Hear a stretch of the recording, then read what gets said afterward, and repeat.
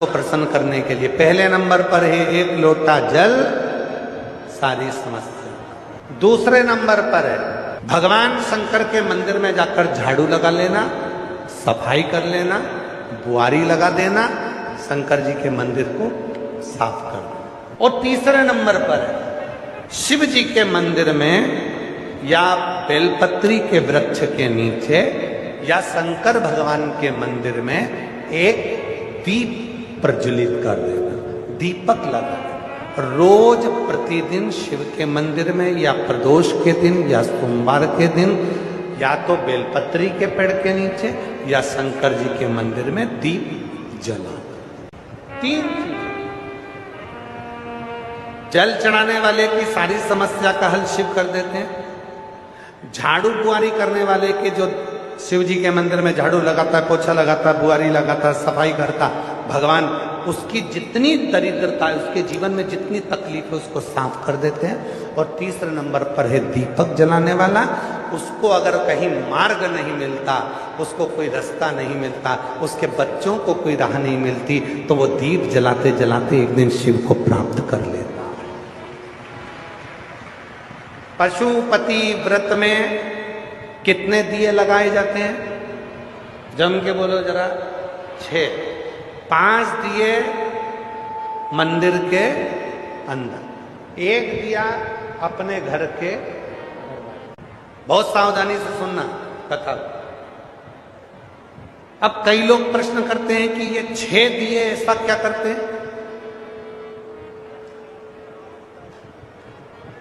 5 कर्मेंद्री 5 ज्ञानेंद्री का दिया शिव के मंदिर में हमारी सारी इंद्रियां आपको समर्पित है। और 1 दिया मन का 11वीं इंद्री का अपने दरवाजे पर। मेरे बाबा, आप उन इंद्रियों को संयमित कर कर मेरे पंच महादेव, हे मेरे पंच कैलाश, हे मेरे पंचानन, हे मेरे शिव, कृपा करने वाले, आप इस दरवाजे पर आकर हमारे जीवन के सारे दुखों को, कष्टों को समाप्त कर दो। एक पत्र है, अच्छा है। मेरा नाम प्रीति शर्मा, गांव रोडी, सिरसा से हूं। कहीं बैठी हो तो हाथ हिला सकते हैं। अगर कहीं बैठी हो, आप ही हैं? श्री शिवाय नमस्ते। गुरुदेव, मेरा नाम प्रीति शर्मा है, गांव रोडी, सिरसा से हूं। मेरी शादी को कई साल निकल गए। इंतजार करते करते करते करते संतान के सुख के लिए मैंने 5 साल इंतजार करा। 5 साल तक भी संतान नहीं हुई। 6 साल निकल गए, 7 साल निकल गए, 8 साल निकल गए, 9 साल निकल गए, 10 साल निकल गए, पर संतान का सुख नहीं हुआ। ऐसा कोई डॉक्टर नहीं था, हरियाणा का भी, पंजाब का भी, राजस्थान का भी और दिल्ली तक मैंने डॉक्टरों को दिखाया, पर संतान का सुख नहीं आया। टेस्ट भी करवाए, संतान का सुख नहीं आया। 11 साल निकल गए, 12 साल निकल गए, पर संतान का सुख नहीं आया गुरुदेव। तब मेरे जीजाजी ने बताया कि, मेरे जीजाजी का नाम संदीप शर्मा है, उन्होंने बताया कि टीवी पर कथा आती है, एक बार तू आसन बिछा के दिल से बाबा देवादिदेव महादेव की कथा को श्रवण कर। गुरुदेव, उस समय आपकी कथा चल रही थी और मैंने टीवी खोलकर 1 बजे से 4 बजे तक कथा का रसतत्व ग्रहण करा। मैं बाबा का क्या गुणगान करूं गुरुदेव। मंदिर जाना मैंने उसी दिन से प्रारंभ करा और शिव जी को जल चढ़ाना प्रारंभ करा। मैंने बाबा से प्रार्थना करी कि मैंने सारे डॉक्टरों से इलाज करवा लिया, टेस्ट भी करवा लिया, पर मुझे औलाद नहीं हुई। बाबा, आप कृपा करना। सफेद आंकड़े की जड़ को तुमरुका जी का नाम लेकर कमर में बांधा, 1 बेलपत्री को रोज खाना प्रारंभ करा, शिव जी पे जल चढ़ाना प्रारंभ करा। केवल आप कहते हो 3 महीने तक लगातार करो गुरुजी, मैंने 5 महीने तक करा, पर मेरा गर्भ नहीं ठहर पाया। जब मेरा 5 महीने तक भी गर्भ नहीं ठहरा तो भी मैंने भगवान की कथा नहीं छोड़ी। लगातार टीवी के सामने बैठकर कथा सुनती रही और बेलपत्र चढ़ाकर उसको खाती रही। 5 महीने पूरे हुए, 6वां महीना लगा और मेरे पेट में मुझे दर्द उत्पन्न हुआ। मैं डॉक्टर को दिखाने के लिए गई तो डॉक्टर ने कहा आपका 2.5 महीने का गर्भ ठहर चुका है। बाबा का मैं क्या गुणगान करूं गुरुदेव। पेट में तकलीफ होने लगी, बाबा ने मुझे खुशी तो दे दी, पर जब मैंने सोनोग्राफी करवाई तो बच्चे को कष्ट बताया गया। डॉक्टर के हिसाब से इस बच्चे को तुम मत रखो, ये डॉक्टर ने कह दिया। पर गुरुदेव मेरी खुशी को मैं कैसे त्याग देती कि 11-12 साल के बाद मेरे जीवन में ये खुशी आई है, मैं कैसे छोड़ दूं। आपने एक नारियल उस पर मोली रखकर भगवान देवाधिदेव महादेव को चढ़ाने का कहा था। मैंने बाबा को वही श्रीफल समर्पित करा और विनती कर कर एक बेलपत्र फिर उठाया, उस बेलपत्र को खाया। दूसरी बार डॉक्टर से फिर जांच कराई, सोनोग्राफी कराई तो डॉक्टर ने कहा कि इस बच्चे को मत रखो। फिर भी मेरा मन नहीं माना गुरुदेव, और मैंने उस बच्चे को अपने गर्भ में रखा। डॉक्टर के हिसाब से बार बार उन्होंने मना करा, पर मेरा बाबा ने मेरे ऊपर कृपा करी। मैंने बेलपत्री खाना नहीं छोड़ा, जल चढ़ाना नहीं छोड़ा। 5/10/2022 को बाबा की कृपा से 12 साल के बाद मेरे यहाँ पुत्र रत्न की प्राप्ति हुई और डॉक्टर के हिसाब से मेरा बेटा बिल्कुल स्वस्थ है। मैं उसको यहाँ प्रणाम करने लाई। आइए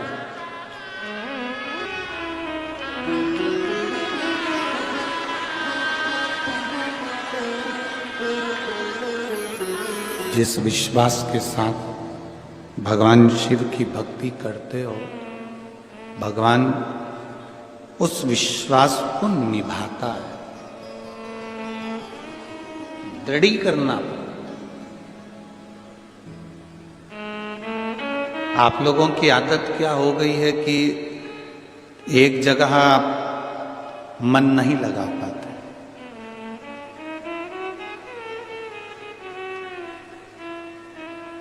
एक गुरुजी ने 2 चेले को भेजा कि मुझे प्यास लगी है, पानी लेकर आओ और कुआं खोद के लाना। एक चेला कुआं खोदता गया, 15-20 फीट कुआं खोदा, उसमें पानी नहीं निकला। उसने दूसरा कुआं खोदा, उसमें पानी नहीं निकला। तीसरा कुआं खोदा, उसमें पानी नहीं निकला। चौथा कुआं खोदा, उसमें पानी नहीं निकला। और एक चेला कुएं को खोदता गया, खोदता गया, खोदता गया। आखिरी में उसमें पानी निकला। वो गुरुजी के लिए लेकर आ गया। वो गुरुजी के लिए जल लेकर आ गया।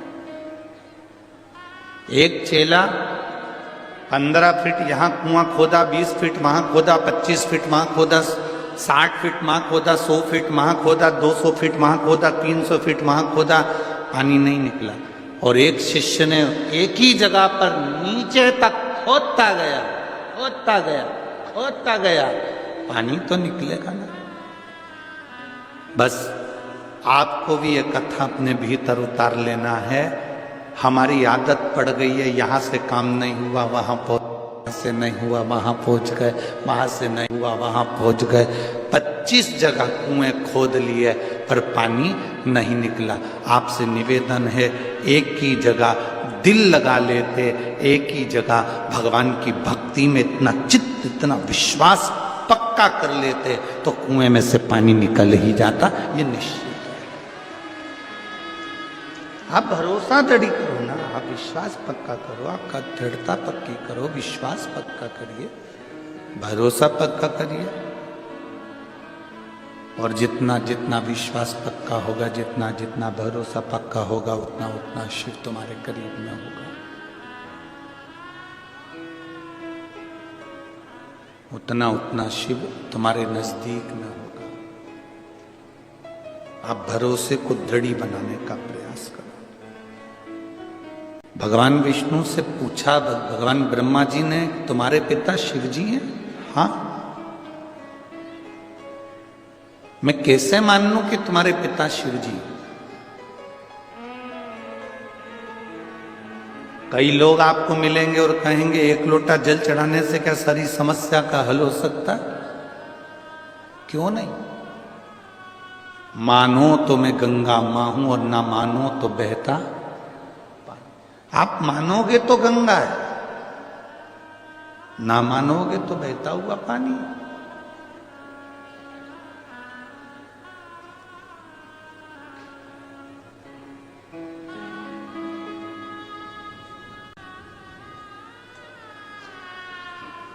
ये आपके ऊपर निर्भर करता है कि आप परमात्मा को कैसे रिझा रहे हो।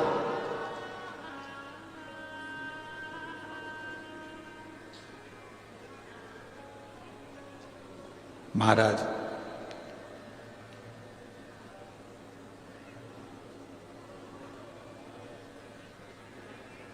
क्या शिव तुम्हारे पिता हैं?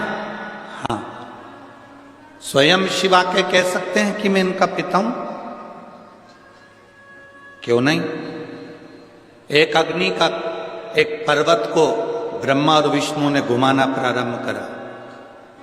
ब्रह्मा और विष्णु ने जैसे ही पर्वत को घुमाया तो उसमें से एक अग्नि का खंभ प्रकट होया, जिसको लिंग की आकृति जैसा था, शिवलिंग की एक आकृति जैसा था। लिंग की आकृति जैसा एक खंभ प्रकट हुआ और उसमें से आकाशवाणी हो गई, ब्रह्मा विष्णु मैं नारायण तुम्हारा पिता और ब्रह्मा मैं तुम्हारा दादा।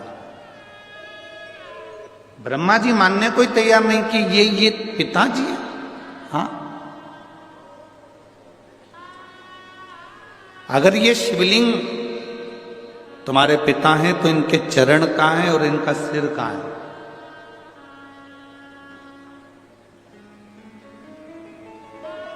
जिस शिवालय में आप जल चढ़ाने के लिए जाते हो, जिस शंकर जी के मंदिर में आप जल चढ़ाने के लिए जाते हो, उस शंकर जी के शिवलिंग में कोई तुमसे पूछे कि इसका चरण कहां है, इसका सिर कहां है, तो आप बता नहीं सकते, क्योंकि शिव महापुराण की कथा कहती है कि एक एक कण कण में, एक एक कण कण के अंदर मेरा शंकर का वासा है। तुम्हारी मर्जी पड़े जहां से तुम उसको प्रणाम कर लो, वो वहीं से प्रकट होकर तुमको दर्शन दे देता है। उसको उसका स्थान नहीं ढूंढा जाता कि आगे कहां पीछे कहां।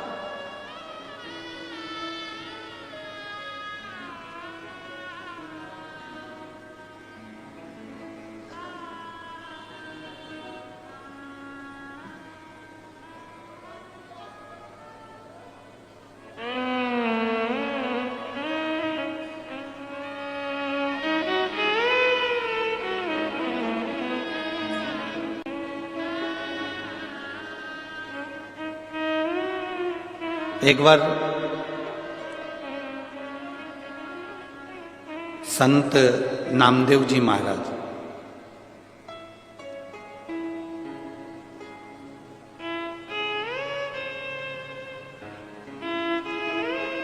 ये पंजाब की पवित्र भूमि पर आ गए।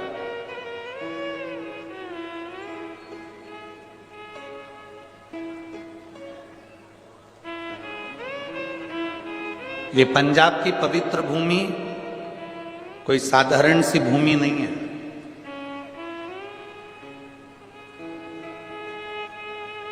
शंकर भगवान को अगर प्राप्त करना है, बद्रीनाथ हो, केदारनाथ हो, कैलाश पर्वत हो, श्री खंडेश्वर महादेव हो, केदारेश्वर महादेव हो, भगवान शिव की प्राप्ति अगर करना हो तो ये पंजाब की भूमि कोई साधारण भूमि नहीं है, संतों की पवित्र भूमि है और यहां से शंकर की यात्रा प्रारंभ होती है। यहां से शिव की प्राप्ति का केंद्र बिंदु है ये पंजाब की धरा।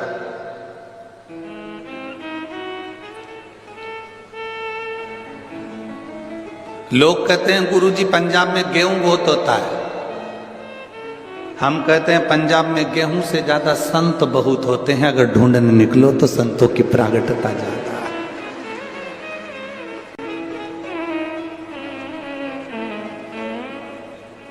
महाराष्ट्र में जन्मे हुए नामदेव जी महाराज, महाराष्ट्र में बड़े हुए नामदेव जी महाराज कई वर्ष इस पंजाब की भूमि पर निकाले हैं। नामदेव जी महाराज, गुरु नानक देव जी से उनका मिलन हुआ। और गुरु नानक देव जी से जब मिलन हुआ तो नामदेव जी उस समय पर गुरु मंत्र नहीं लिए हुए थे। नामदेव जी का उस समय पर गुरु मंत्र नहीं हुआ था। अब गुरु नानक देव जी से उनका मिलना हुआ और गुरु नानक देव जी तो हम कहते हैं कि जो संत होता है ना, जो गुरु होता है ना, जो साधु होता है, वो शिव का एक रूप होता है।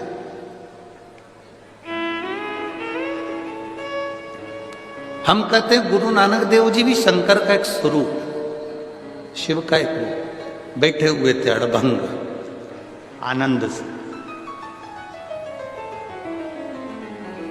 शिव ने करा क्या है? भगवान शंकर ने दुनिया से कुछ नहीं लिया, दुनिया के लोगों को दिया। आज भी गुरु नानक देव को मानने वाले जितने सिख समाज के लोग हैं, जितने सिख धर्म के लोग हैं, ये दुनिया से लेना नहीं जानते, ये दुनिया को देना जानते हैं। आज भी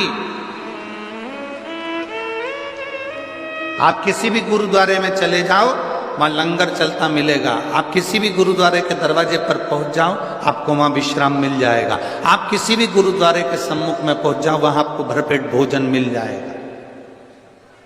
वहां यह नहीं पूछा जाता कि आप ब्राह्मण हो कि क्षत्रिय हो कि वैश्य हो कि शूद्र हो। वहां तो गुरु के दरवाजे पर आ गए, मतलब गुरु के आप बनकर आए हो, मतलब गुरु के हो आप। वहां यह नहीं पूछा जाएगा कि आप ब्राह्मण हो कि क्षत्रिय हो कि वैश्य हो कि शूद्र हो।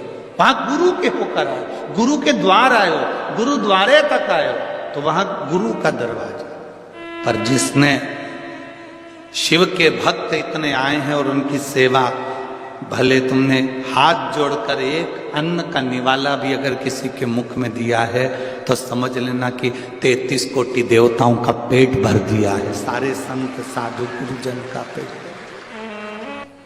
हमने उनसे कहा तुम चिंता मत करो, भोलेनाथ की कथा अगर थोड़ा बहुत जाम लगाती है तो ये बताती है कि तेरी जिंदगी भी ऐसी जाम चल रही थी, पर मैं क्लियर कर दूंगा, तो चिंता मत कर।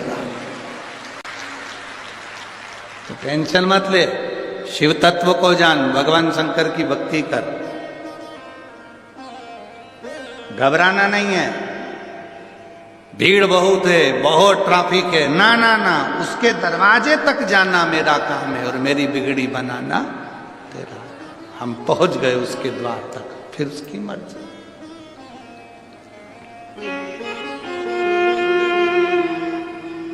अब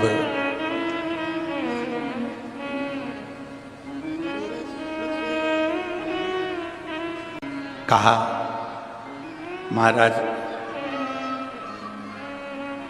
बड़ी बोल्ड आवाज है, भगवान बड़ी कृपा है। कहा भगवान देवाधिदेव महादेव प्रकट होकर कहते हैं कि ब्रह्मा तुम मेरे पोते हो और भगवान विष्णु तुम मेरे पुत्र हो, तुम मेरे बेटे हो। शिवलिंग का कोई सिर दिखता है क्या? नहीं। शिवलिंग का कोई चरण दिखता है क्या? नहीं। संत नामदेव जी ने गुरु नानक देव जी से भेंट करी और भेंट करी तो गुरु नानक देव जी आराम से लेटे हुए थे, विश्राम कर रहे थे और संत नामदेव जी आए तो उठ के बैठ गए। दोनों की भेंट हो गई, दो संत आज मिल गए। गुरु नानक देव जी ने पूछ लिया नामदेव जी से, आपने गुरु मंत्र लिया है? नहीं, अभी नहीं लिया। मतलब आप भटक रहे हो। अगर गुरु मंत्र तुम्हारा हुआ होता तो तुम भटकते नहीं। गुरु नानक देव जी ने विश्वा थिएटर जी के पास में नामदेव जी को भेज दिया।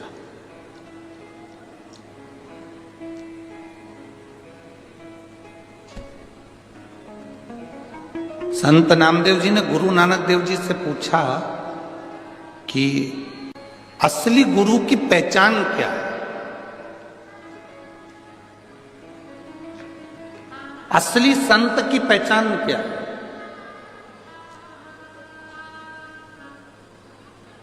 गुरु नानक देव जी ने 3 चीजें संत नामदेव जी को बताई है कि असली संत, असली गुरु की पहचान। असली गुरु, असली संत 3 चीजों से दूर रहता है। पहला नमस्कार, दूसरा चमत्कार, तीसरा दमस्कार। गुरु नानक देव जी संत नामदेव जी से कह रहे हैं कि 3 चीजों से असली गुरु दूर रहता है, 3 चीजों से संत दूर रहता है। पहले नंबर पर जम के बोलो जरा भटिंडा वालों, नमस्कार। असली गुरु कभी तुमसे अपने चरण नहीं छुआएगा, प्रणाम नहीं करवाएगा।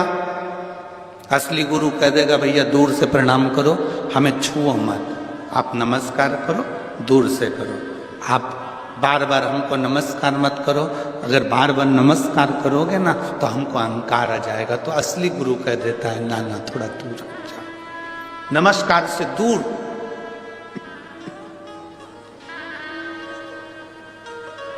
संत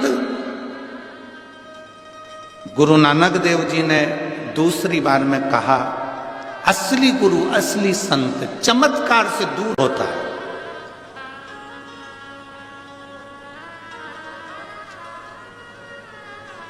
असली गुरु कभी चमत्कार नहीं करता, असली संत कभी चमत्कार नहीं करता। इसलिए शिव महापुराण जिस दिन चालू होती है उस दिन हम शिव महापुराण के प्रथम दिन में कह देते हैं कि शिव पुराण किसी चमत्कार को प्रमाणित नहीं करती कि चमत्कार होगा। पर इतना जरूर है, अगर 1 लोटा जल लेकर आप शंकर जी के मंदिर जाओगे तो तुम्हारी दुख कटेगा जरूर, ये निश्चित है। आज तक इस पुराण ने ये नहीं कहा कि ये चमत्कार हुआ या ये आप शंकर, अगर इनके घर में 12 साल के बाद बच्चा हुआ है तो ये शंकर को भजा है इन्होंने, शिव महापुराण को सुना है इन्होंने, शिव जी के मंदिर गए हैं, ये स्वयं जाकर बेलपत्र चढ़ाया है, स्वयं जाकर भगवान शंकर की भक्ति करी है, इसलिए 12 साल के बाद संतान। एक पत्र में एक बहन ने लिखा,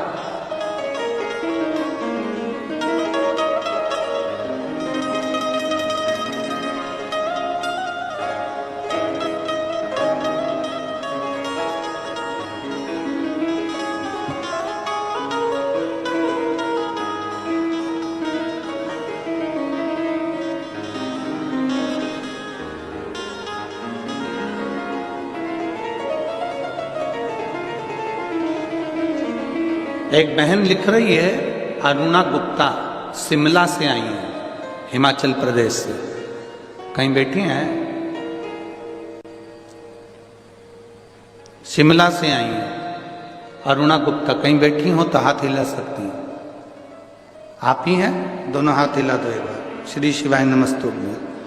आप शिमला से आई इसलिए पूरी ठंड यहां ले आई। 11 साल से, एक बार वापिस हाथ हिलाओ, श्री शिवाय नमस्तुभ्यं। मैं शिमला से आई हूँ, मेरा नाम अरुणा गुप्ता है, मैं शिमला हिमाचल प्रदेश से हूँ। 11 साल से गेहूं नहीं खा सकती थी क्योंकि गेहूं मेरे को खून नहीं बनने देता था, तो मेरा गेहूं छूटा हुआ था, अन्न मेरा छूटा हुआ था, एक अन्न का दाना भी मेरे मुंह में नहीं जाता था। केवल महापुराण की कथा सुनकर मैंने पशुपति व्रत किया। मैंने उस दिन भगवान को रोटी बनाकर गेहूं की और उसमें शक्कर गुड़ मिलाकर भगवान को, पशुपति नाथ को 3 हिस्से का जो प्रसाद चढ़ता है वो ही चढ़ाया और बाबा से प्रार्थना करी। 11 साल से मैंने अन्न को ग्रहण नहीं करा है और मेरी शरीर ठीक नहीं है, तो मुझे संभाल ले बाबा। मैं कभी जिंदगी में गेहूं नहीं खा सकती, जो नहीं खा सकती ये डॉक्टर के हिसाब से मुझे बताया गया, पर आप कृपा करेंगे सब होगा। और बाबा का मैं क्या गुणगान करूं गुरुदेव। पहली बार प्रसाद का एक हिस्सा मैं लेकर घर आई और वो मैंने खाया और मेरे बाबा ने जिस दिन से मुझे वो अन्न खिलाया उस दिन से मेरा शरीर ठीक है। मैं बाबा को यहाँ प्रणाम करने के लिए आया। बैठिए। श्री शिवाय नमस्तुभ्यम। बैठिए। 11 वर्ष तक मैंने अन्न नहीं खाया था। 11 साल तक मैं अन्न को नहीं छू पाया। पर बाबा बाबा, ये आपकी अविरल भक्ति है, ये आपका विश्वास है।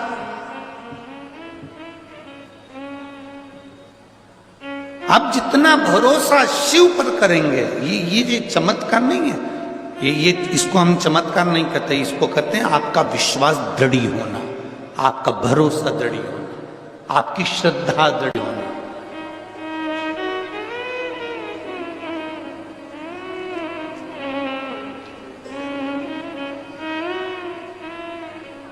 महाराज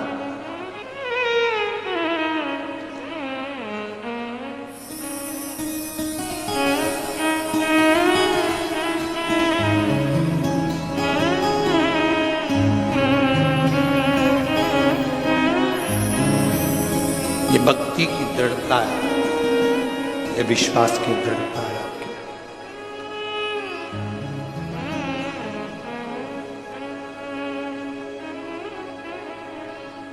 संत नामदेव जी से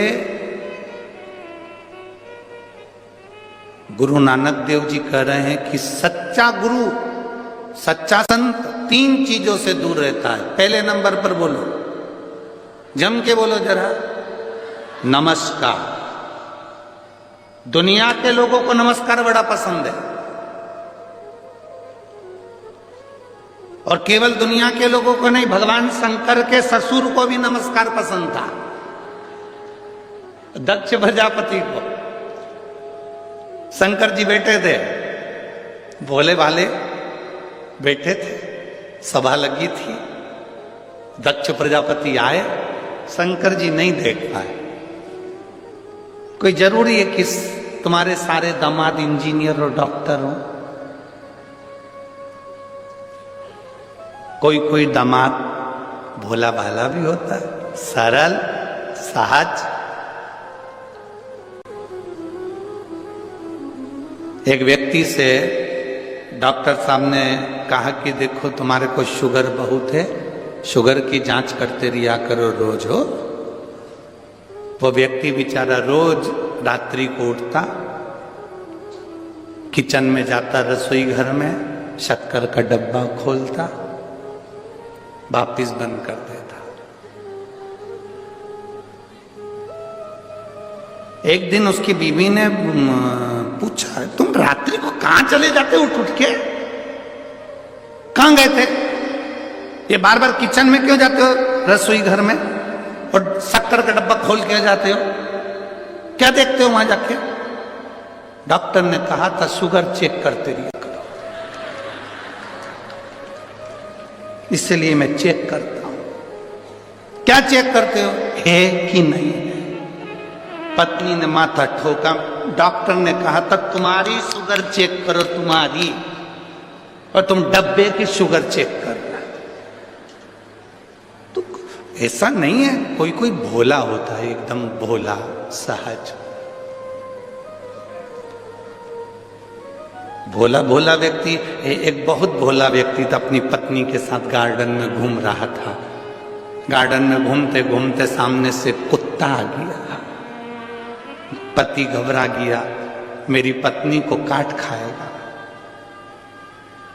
ये कुत्ता मुझे काट खाए चल जा, पर मेरी पत्नी को नहीं काटने दूंगा।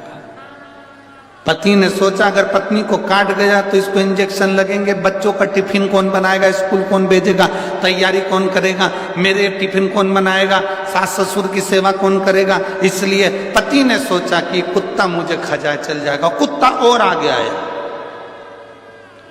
पति घबरा के थोड़ा सा पीछे हटा तो पत्नी भी पीछे हटी। कुत्ता और लपक के आया, पति को आ गया गुस्सा, उसने पत्नी का हाथ पकड़ा, उसको गोदी में उठा लिया। जैसे ही गोदी में उठाया कुत्ता भाग गया, कुत्ता भाग। पत्नी को नीचे उतार दिया, पत्नी गुस्से में लाल हो गई। ऐसा मूर्ख पति मैंने जिंदगी में कभी नहीं देखा। दुनिया के लोग कुत्ते को भगाने के लिए पत्थर उठाते, तुम मुझे उठा लिया। अब पति कैसे समझाए कि मैंने तुझे इसलिए उठाया था कि कुत्ता मेरे पांव को खजाए, पर मैं तुझे नहीं खाने दूंगा। पर जिसकी किस्मत में भाटा लिखा हो वो क्या करेगा। भोला, बहुत भोला। अब कोई जरूरी नहीं कि तुम्हारे सारे दामाद इंजीनियर हैं, डॉक्टर हैं, कलेक्टर हैं तो सभी एक जैसे, ना ना ना। शंकर भगवान नतमस्त होकर बैठे हुए थे। दक्ष प्रजापति आए, सबने उठकर प्रणाम करा, शंकर जी उठ ही नहीं पाए, वो तो अलमस्त बैठे हुए थे, अलमस्त। दक्ष प्रजापति को नमस्कार बड़ा पसंद था, इन्होंने नहीं करा, गुस्सा आ गया। दक्ष प्रजापति को क्रोध आया और क्रोध आते से दक्ष प्रजापति ने श्राप दे दिया भगवान शंकर को, ए शिव, मैं तुझे श्राप देता हूं, तू मेरी बेटी का पति होकर, मेरा दामाद होकर तूने मुझे प्रणाम नहीं करा, मैं तुझे श्राप देता हूं, तू शमशान में निवास करेगा।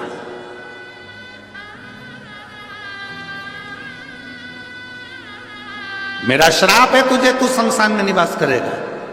शंकर भगवान जैसे सुने शमशान में निवास, शिव जी डमरू बजाकर नाचने लगे। भगवान विष्णु पास में बैठे थे, उन्होंने कहा तुम्हें आशीर्वाद नहीं मिला, श्राप मिला।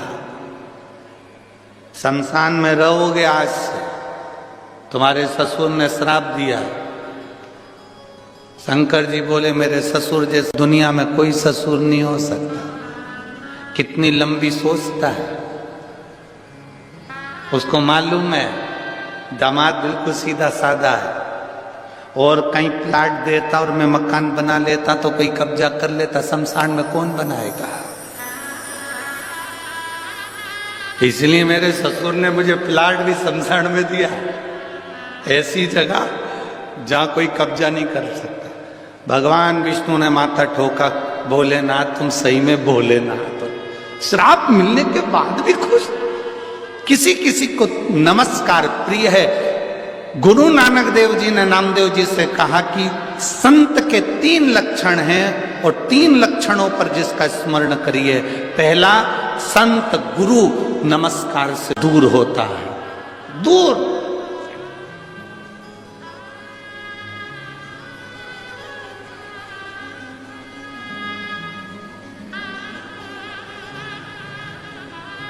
दूसरे नंबर का गुरु को, पहले नंबर का नमस्कार, दूसरे नंबर का जम के बोलो जरा, जम के, चमत्कार।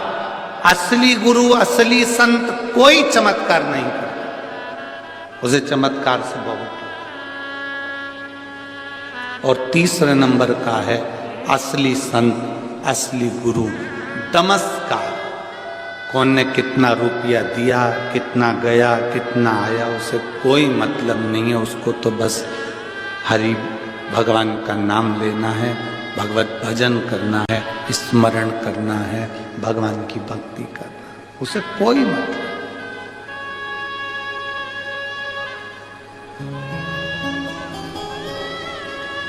और जब भगवान की अविरल भक्ति,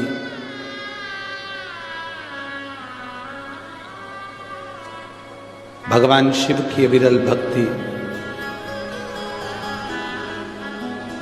एक आनंद के साथ में जो रहती है, वो सुख प्रदान करती है,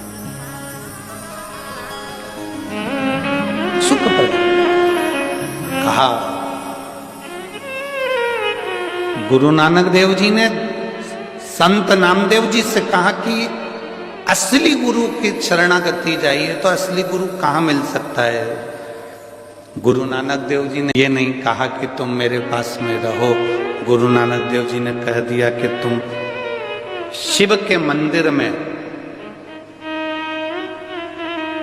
विश्वा थिएटर जी बैठे हुए हैं, तुम जाओ और उनसे गुरु मंत्र लो।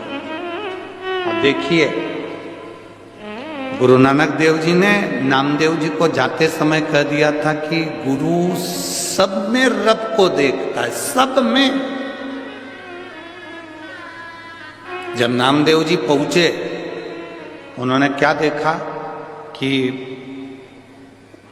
जिनके पास में गुरु नानक देव जी ने भेजा था वो तो जहां शंकर जी का शिवलिंग था सामने, उधर पांव कर कर सो रहे थे। नामदेव जी ने हाथ जोड़कर बोला, गुरुदेव तुम में बुद्धि नहीं है क्या? सामने शंकर का शिवलिंग और तुम पांव लंबा करके सो रहा है। गुरु जी ने नामदेव जी से कहा, एक काम करो, मेरा पांव उठाओ, जहां पर शंकर जी नहीं है वहां रख दो।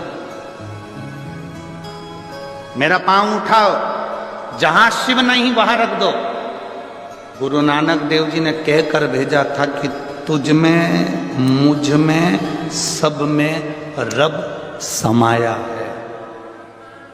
गुरु नानक देव जी ने कहकर भेजा था नामदेव जी को। नामदेव जी समझ नहीं पाए थे। मेरे पांव को उठाओ, जहां शिव नहीं वहां पर मेरा पांव रख दिया जाए। चरण उठाकर नामदेव जी महाराज जहां पर विश्वा थिएटर जी का पांव रखते थे वहां पर शंकर का शिवलिंग सामने नजर आने लगता था। गुरु नानक देव जी उसी जगह पर सामने प्रकट होकर कहते हैं, नामदेव जी हर एक चप्पे चप्पे में रब समाया है, सब में उसी को देखो, वो सब उसी की माया, सब उसी की। इसीलिए फिल्म बनाने वालों ने गाना लिख दिया, तुझ में रब दिखता है। सब हमारी यही तो गलती है, आप में और हम में यही गलती है कि हम मंदिर में तो भगवान को ढूंढते हैं पर अपने घर में भगवान को नहीं ढूंढ पाते। घर में जो पति है, पत्नी है, माता है, पिता है, भाई है, बंधु है, बेटा है, बेटी है, कुटुंब है, परिवार है, पड़ोसी है, रिश्तेदार, नातेदार, इनमें हम परमात्मा को नहीं देख पाते। हम इनमें भगवान को नहीं देख पा रहे, हम इनमें परमात्मा को नहीं देख पा रहे।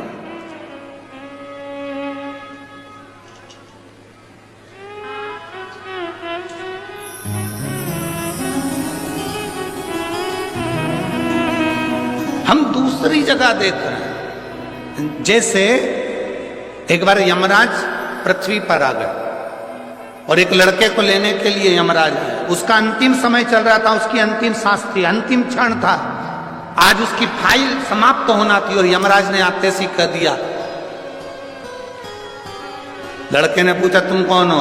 भगवान यमराज बोले, मैं यमराज। क्या लेने आए हो? मैं तेरी जान लेने आया। क्या लेने आए हो? मैं तेरी जान लेने के लिए आया हूं। मेरी जान? हाँ। लड़के ने कल ले जाओ, यहां से 4 घर छोड़ के रहती है।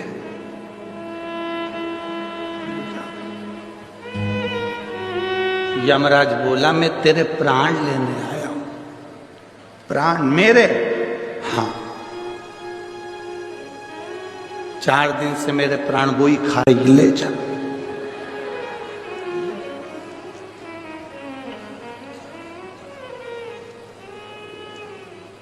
यमराज बोले, मैं तुझे मारने आया हूं। मुझे?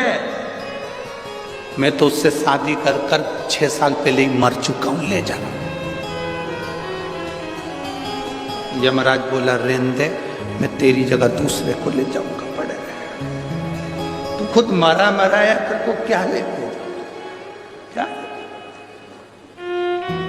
भगवान देवादिदेव महादेव से अपने मन की बात कहें।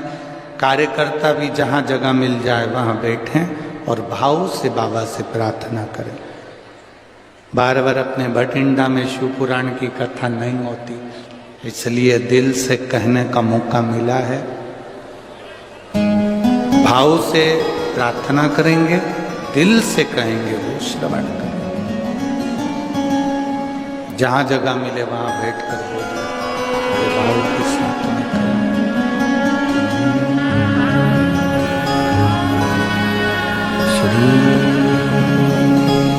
शिवाय नमस्तु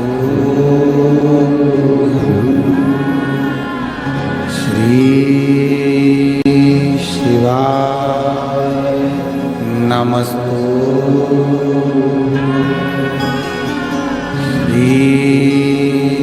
शिवाय नमस्तु श्री शिवाय नमस्तु श्री शिवाय नमस्तु भोला सब दुख काटो ओ भोला सब दुख काटो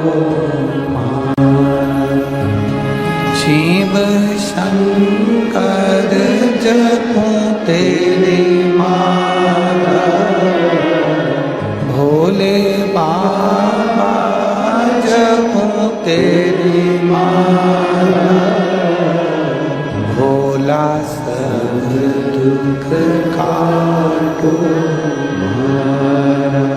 ओ भोला सब दुख काटो